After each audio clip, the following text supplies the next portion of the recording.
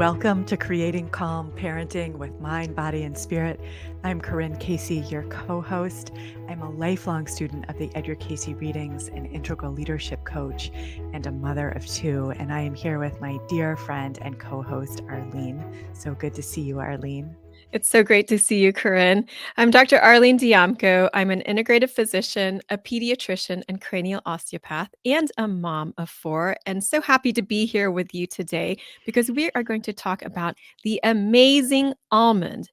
Now, that Mhm. may sound like a small thing at first, but the Edgar Cayce readings are rich in the varied uses of almond and how that can benefit you in so many ways.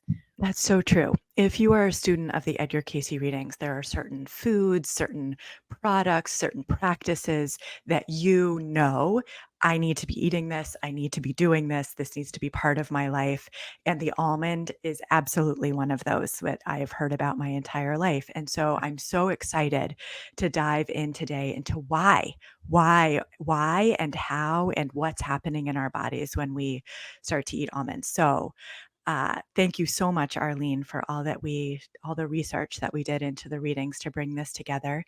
Before we jump into it, let's begin with just a moment of quiet, as we always do. You can just close your eyes if that's appropriate, or just let your attention come inward. And on an exhale, just let yourself drop all that you're holding and doing in your mind and your heart. Let your attention sink down into your feet and come into relationship with your body. And notice with neutrality and openness whatever is happening in your body right now. Any places that there might be tightness or holding, any sort of experience inside your body, just notice it.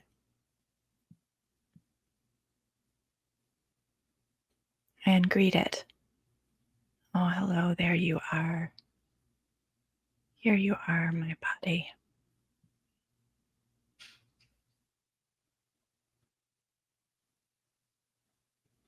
All right.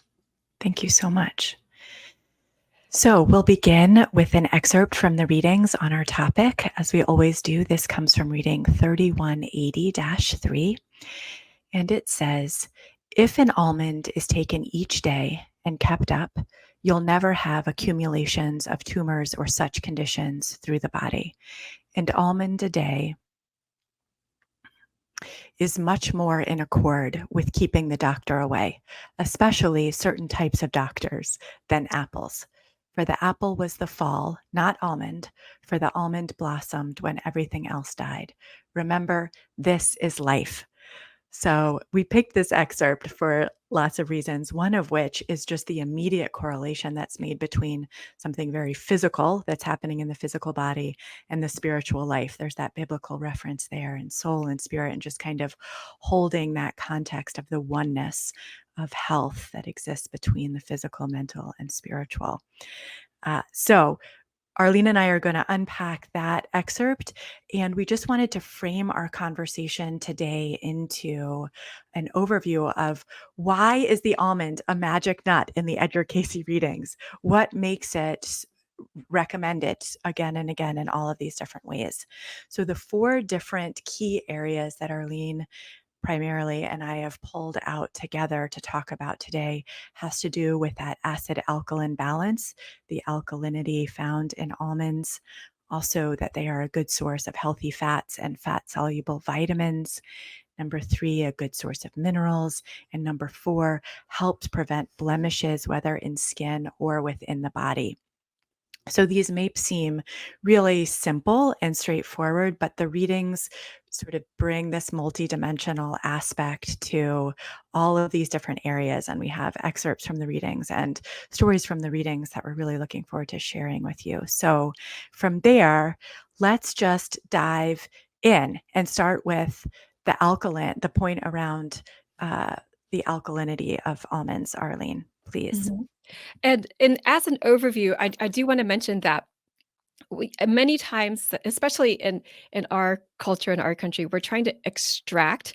individual components of, like, which one is it? Is the miracle in the almond? Yeah. And you know, Edgar Cayce, he didn't really recommend it like that. He recommended it more as a whole food. And I feel like there's this balance in a whole food where you're getting many constituents working together as one for your benefit.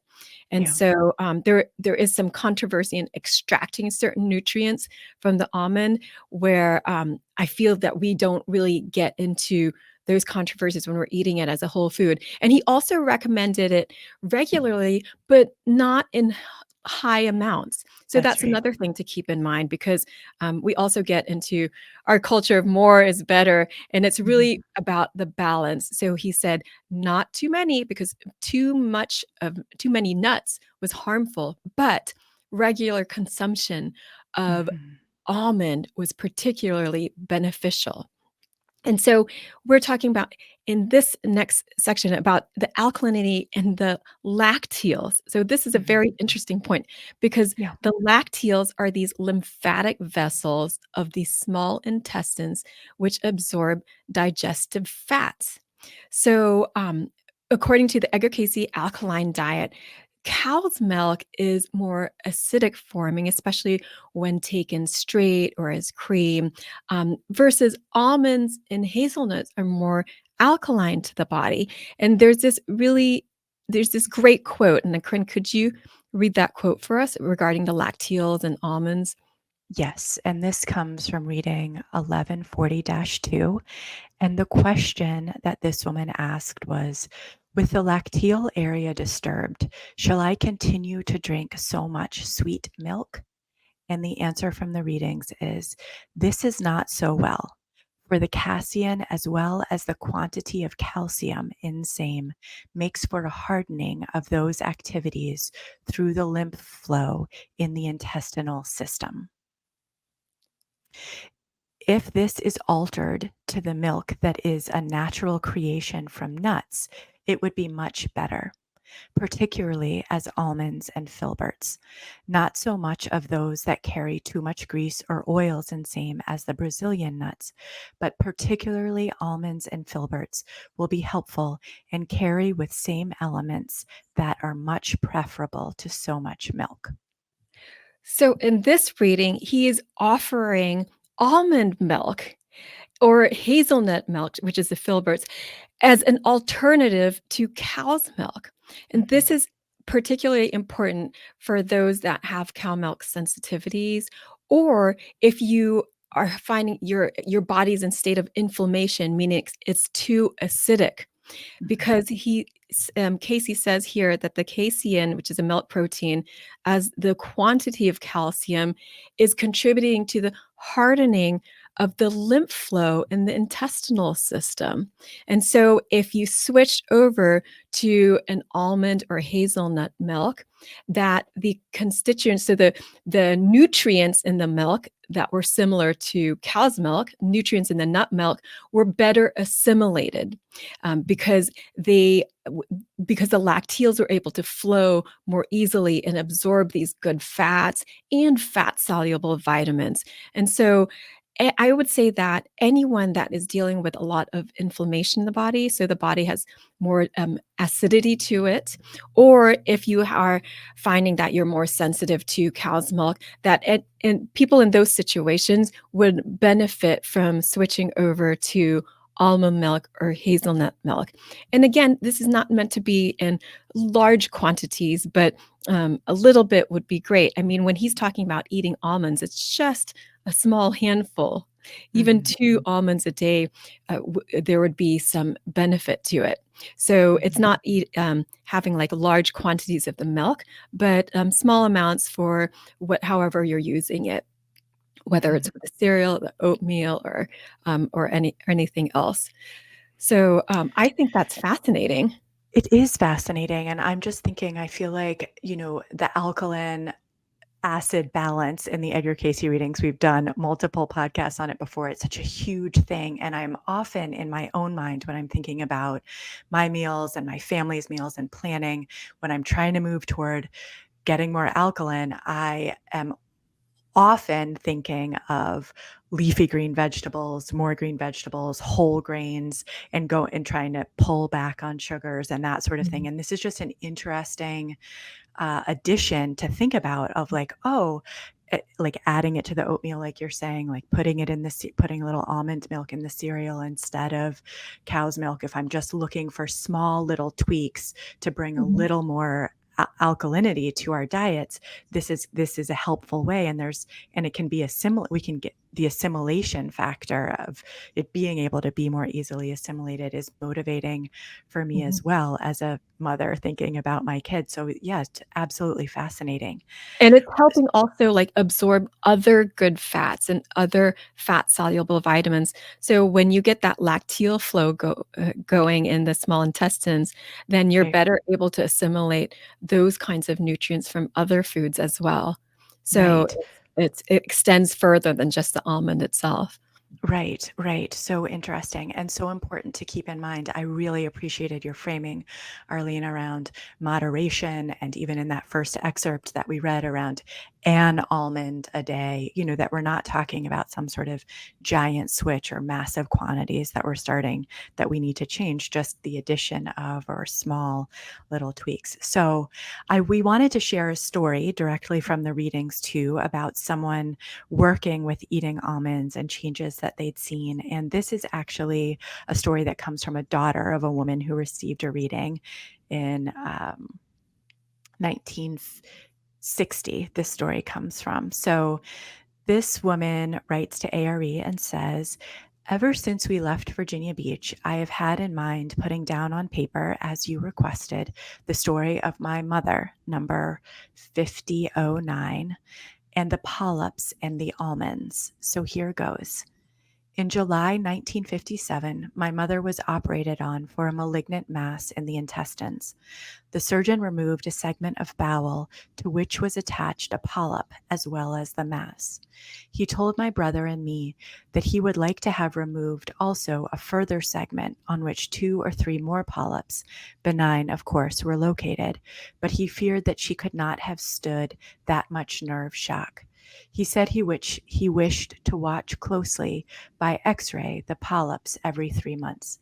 Subsequently, I urged my mother, as soon as she was out of the hospital, to eat several raw almonds a day, whether she believed in them or not, and although she tends to discount and negate a lot, she was scared enough to heed me. In 3 months, the X-ray picture showed the remaining polyps somewhat smaller, the doctor reported. In another 3 months, the doctor said he couldn't discern any polyps at all in the X-ray picture, and was so pleased that he changed her periodic X-ray pictures from every 3 months to every 6 months. In another year, he changed the X-ray photos only once yearly. It has been almost 3.5 years now since her surgery, and there has been no return of any trouble or of any polyps, and her last X-ray photos were of her entire body torso, as well as the abdominal region. So this is a good report for the almond. Such a beautiful story. Yeah.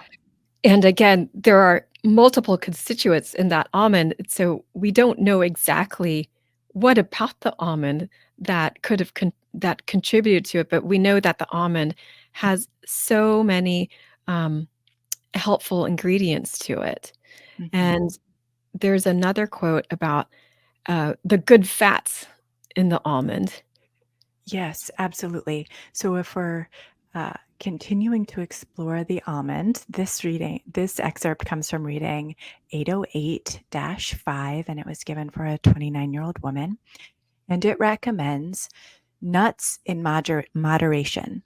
This should supply a great deal of the oils for the body, but principally pecans and almonds and filberts, rather than English walnuts or black walnuts or Brazilian nuts. Cashew nuts are fair, provided these are not salted too heavily, but particularly almonds, filberts, and pecans. So, if we were to take a look at some of the fats in almonds, Mhm. it's a good source of monosaturated fats. It's about 80% monosaturated, 50% poly, and 5% saturated. It also has some vitamin E in it, which is a fat soluble vitamin. So these kinds of good fats, the monosaturated fats, helps with cholesterol balance for lowering Mhm. LDL and keeping the arteries smooth and clean. And so in Mhm. doing that, you can also reduce your risk of heart disease and stroke. It's also important for metabolism. So it encourages more fat burning and reduces abdominal fat. It helps you feel more full. The monosaturated fats do, and Mhm. improves insulin sensitivity. So there is a lot going on there with the almond and the monosaturated fats in the almond, and then we keep going. We have like all these other nutrients and minerals that are also in the almond. Yes, and in reading 1131-2, it says the almond carries more phosphorus and iron in combination easily assimilated than any other nut. And it seems like that little note of in combination easily assimilated is essential to why we want to talk about this, the Mhm. nutrients and minerals. Yeah. Yeah, we need the phosphorus and other minerals, including calcium and magnesium, which you also find in the almond. We need those for bone health. We need it for tissue repair, DNA, RNA synthesis, and we think about our muscles too. And our heart is a muscle, so we need that for the heart to keep a regular rhythm. We need Mhm. that for the muscles to work properly, so they're not twitching at random, but moving in coordination. We need it for the nerves to be able to send signals. Magnesium itself is included in hundreds of enzyme processes. And so if we think about the nerves just starting to short circuit, that's what can happen when we have a lack of certain nutrients. And so by incorporating these things into our diet, then our nervous system can function more smoothly, whether it's the brain signaling, how we're thinking, to the coordination of our muscles, and the nerve signaling to our bodies. It also has iron, which is important for that oxygen carrying capacity for the red blood cells. So then we're able to have energy throughout our body. So that kind of coordination is really important. And then we were talking about those good fats. That's also important for the nerve system and the brain health, because all the cell membranes, we need those kinds of good fats for the cell membranes to work fluidly. And we need good fats to wrap the nerves so that they can send electrical signals more fluidly. So they're not short circuiting. So they're literally not short circuiting. It's not just an analogy, it's a literal thing that the body has to do, is to communicate with electricity. And so it helps with the fluidity and that insulation that's necessary for the nerve communication. So a lot going on there. We're combining the fats and then the nutrients and minerals. Mhm. And not mentioned in the Casey readings, the almond also has a good source of choline. So Mhm. this is another nutrient, might be considered similar to some B vitamins. Choline is a precursor to acetylcholine, which is a neurotransmitter important for learning, memory, muscles, even circadian rhythms.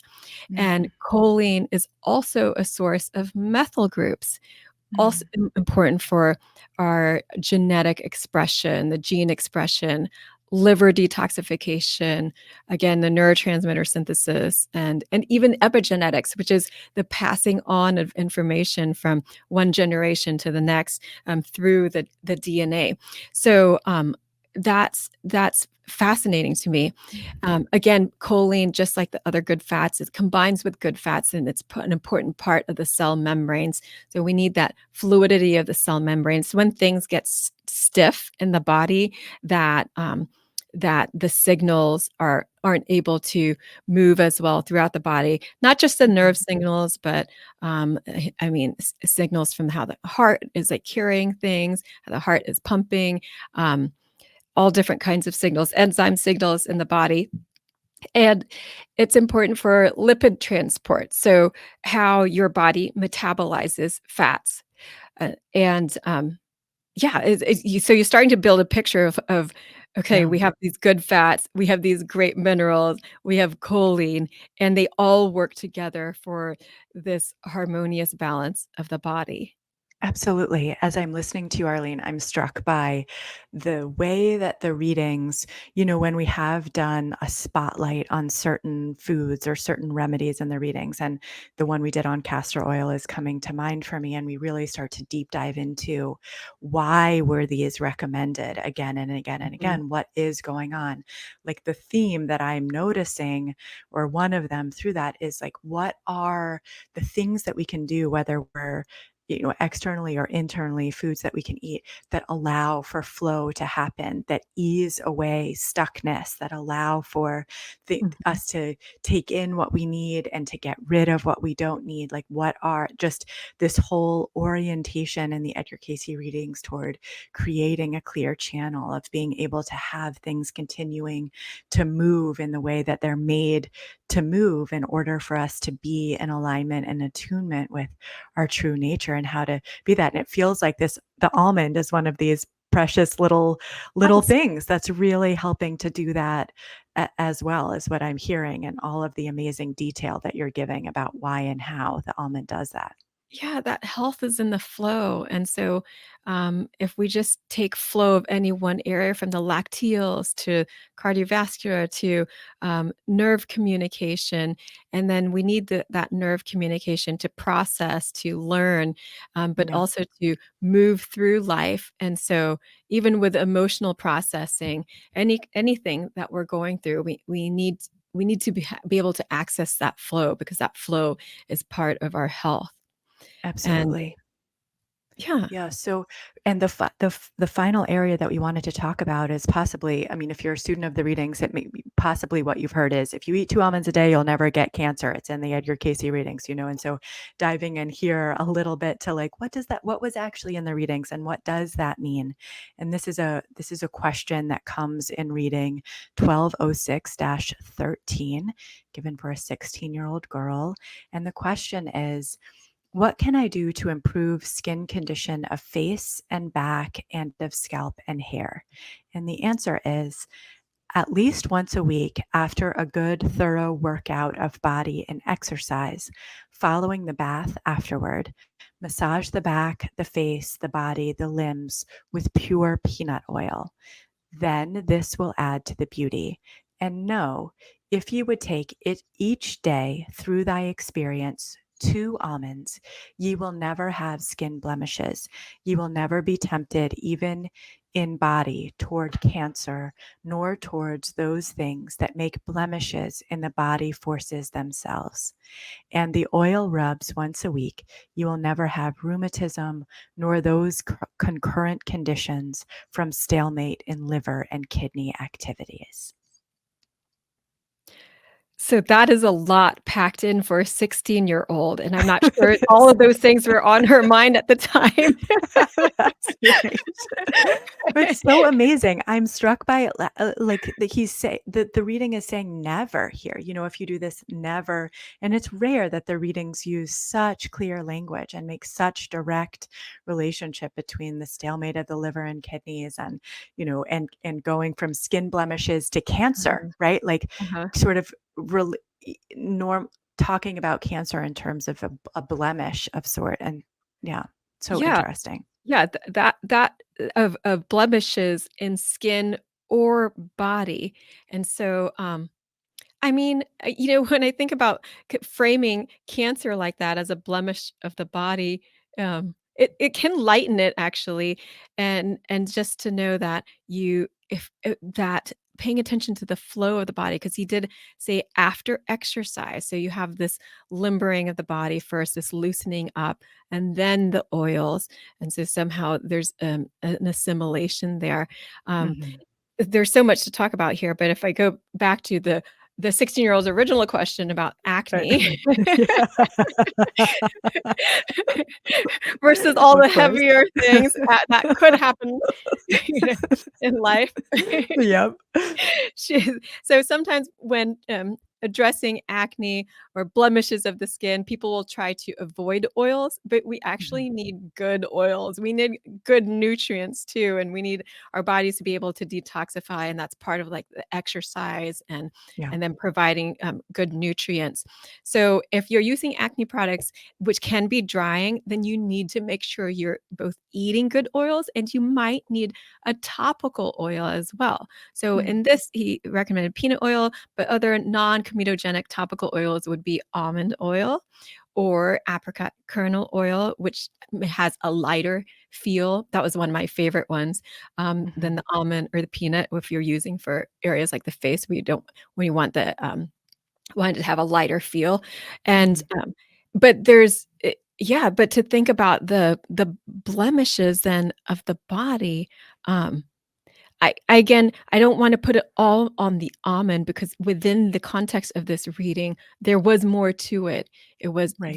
there was exercise and then a massage, and Mhm. then the massaging of the oil and eating, almonds, which have not just good oils, but many other nutrients that we've talked about. Mhm. So, if you pay attention to all these things, movement, massage, flow of the lymph, topical remedies, as well as like internal uh, nourishment, Mhm. then yes, you can avoid a lot of illnesses.